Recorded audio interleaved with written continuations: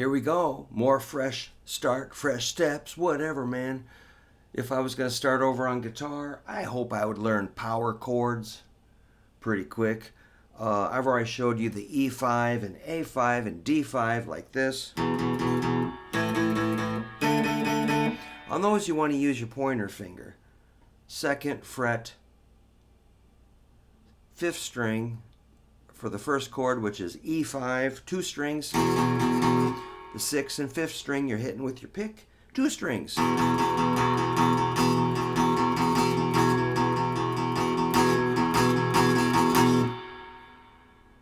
Pretty easy.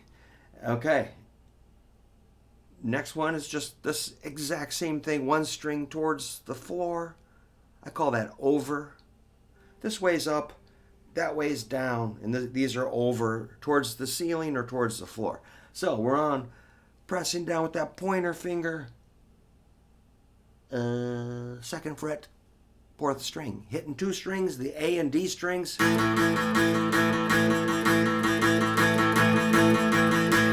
Rock energy. All right, now we're going to go 1 string over. Exact same shape, same finger. 2nd fret, 3rd string, that's an A note. You're hitting 2 strings.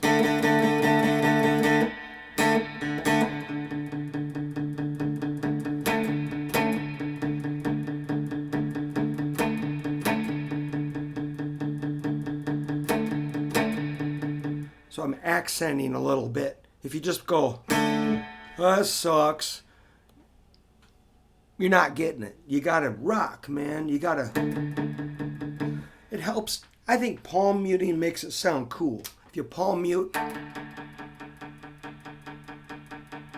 and keep it consistent, like the Cars or something, you know, something cool. Notice my picking hand's really relaxed and it's just sitting there. It's not. This is what my students look like to me.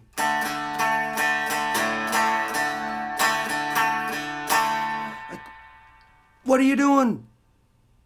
They look like they're swinging a golf club and teeing off or whatever. Big swing. It's like, that's absurd. You just want to put your hand on the bridge. Then you can control it, especially when you add fuzz and distortion. You got to be able to kind of compress that. All right. So I learned those 3 power chords. E5, A5, D5. Next, we're going to start moving up the neck. Allergies are kicking my ass.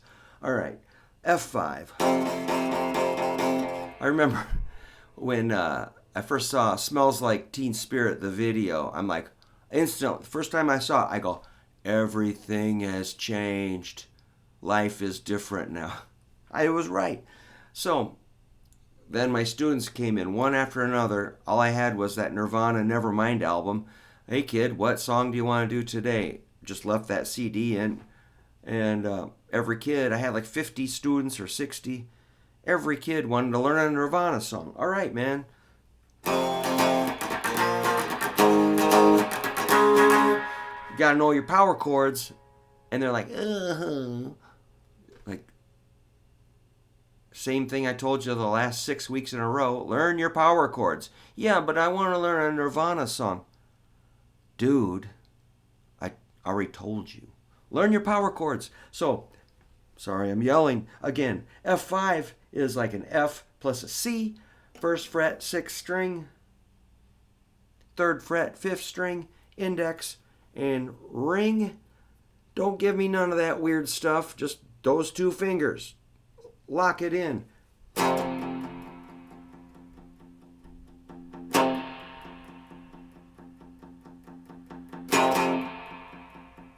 Cool. That's F5. Just learn it. Let's go up 1 fret. That's F sharp. Let's bring in some timing. I'm just going to go crazy here. 1, 2, 3, 4, 5, 6, 7, 8. We're going 164 beats a minute. F sharp. 3, 4. F sharp. Okay, 1 fret higher is G. 1 fret higher is G sharp. 1 fret higher is A. 1 fret higher is A sharp. 1 fret higher is B. 1 fret higher is C. 1 fret higher is C sharp. 1 fret higher is D. 1 fret higher is D sharp. 1 fret higher is E. 1 fret higher is F. F sharp. G. G sharp. A. A sharp. B. And C.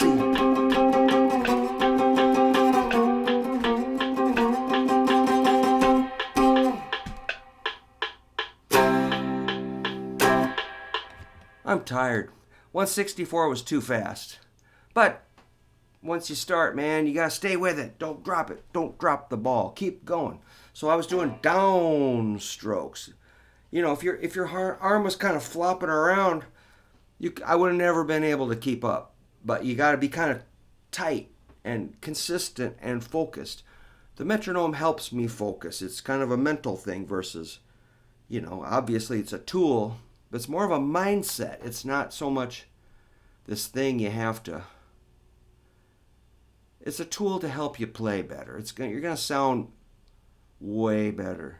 Yeah, I'm listening to old tapes of my band, listening to a speed up and slow down. I'm like, woo! The more you spend time with a metronome, the more you start noticing when people are like, whoa, listen to that band slow down. It's hysterical. Not to be a snob about it, but you can tell. It's like being able to tell colors apart or shapes or sounds or smells. It's just a sense that you start getting. So anyway, if you're gonna start over on guitar, make sure you got your power chords down, man. That's the most basic thing. As a guitar teacher, I'll show my students those power chords. I'm like, all right, I showed you. Now go forth and rock. And the students come back, what are we doing today? I'm like, well, did you work on your power chords? They're like, what's that? The thing we spent a half hour explaining and practicing last lesson. They're like, oh, am I supposed to learn that? Huh? What? Yeah. It's okay, man. I'm pretty patient. I think it's funny that people kind of forget that right away. It's all right. I think we're overwhelmed by sensory input from media, from crazy people on YouTube yelling at, I don't know. Somehow we got to cut out the garbage and get down to the important parts. That's what I'm trying to do, is cut out all the garbage and make sure we know the most basic fundamental thing. And then from there, play anything you want. Get your transcriptions or go online and learn any way you can. I don't care. But don't be not knowing what a B power chord is, or a B flat, or an A, or whatever. Know them and there's more of those on the neck, but that's the most basic ones, because it's the most direct thing. When you bring your pick down, what string are we going to really hit first? The fat string. The others are good, but man, you got to get that fat string down so that you can, rock. All right. I shouldn't be doing more videos. I got to do some recording. I'm ripping myself off. I'm behind schedule. But I care about you learning those gall dang power chords. So get them down, and you'll be more happy with your guitar playing if you have those power chords down. Don't skip it.